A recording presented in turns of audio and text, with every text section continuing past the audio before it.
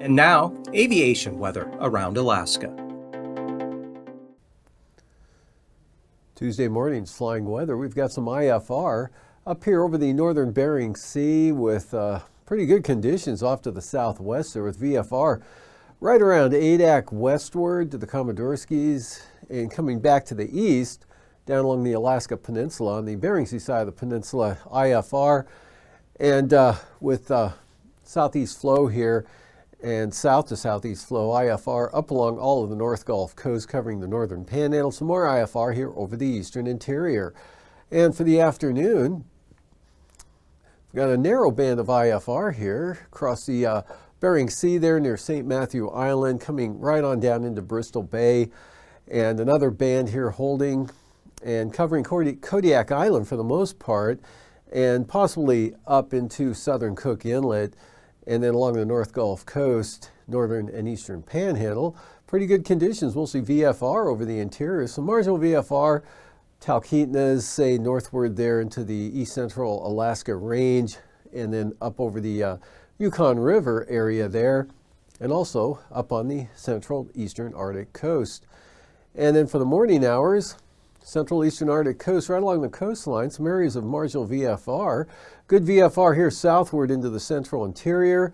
Upper Tanana Valley, 40-mile country looks pretty marginal. And then several areas, as you can see here, of IFR from the northern Bering Sea. Another area here over the southwest, up the eastern Kenai Peninsula there into western Prince William Sound. And a bigger area with that next big storm coming up, spreading into the southeastern Gulf of Alaska, otherwise a panhandle, mostly marginal. Then for the afternoon, this area of IFR spreads right on up in toward Yakutat, expanding westward toward Cape St. Elias and in over the northern panhandle. And the east side still IFR. Big area of IFR here for the northern Bering Sea that extends down into the Yukon Delta. Some marginal stuff up on the north coast, Arctic coast, and North Slope. And the Aleutians, Alaska Peninsula, VFR, Kodiak Island, VFR, South Central Alaska, VFR, as well as the Kuskokwim Valley. And for passes, Anatuvik and Adigan, VFR, again, hopefully. Forecast that for Adigan today, but didn't quite work out. But try it again tomorrow. Both passes hopefully will be VFR. Lake Clark and Merrill, VFR, and Rainy, VFR. With VFR conditions for windy, but Isabel likely marginal.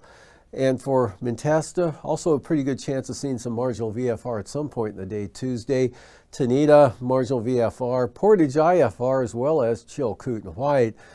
Looking at the freezing levels here, 2,000 feet over the southeast coast with the surface a little farther to the north there, hugging the North Gulf Coast. And then down in toward Bristol Bay, cutting across the central Bering Sea. And for icing, kind of an area of possible isolated moderate rime icing here, just clipping Nunivak Island back over the northern Bering Sea, really not affecting anywhere too seriously.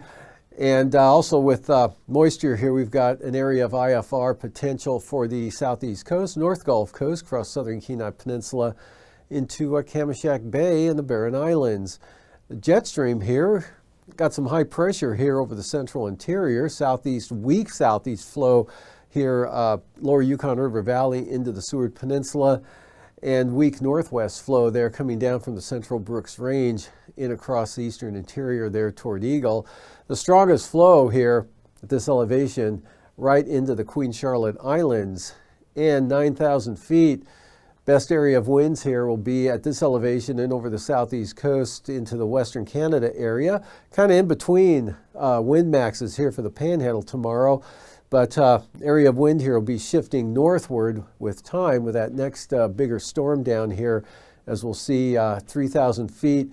This area of strong winds will be lifting northward Tuesday night and into Wednesday as that front pushes northward and the low kind of tracks up to the north a little bit.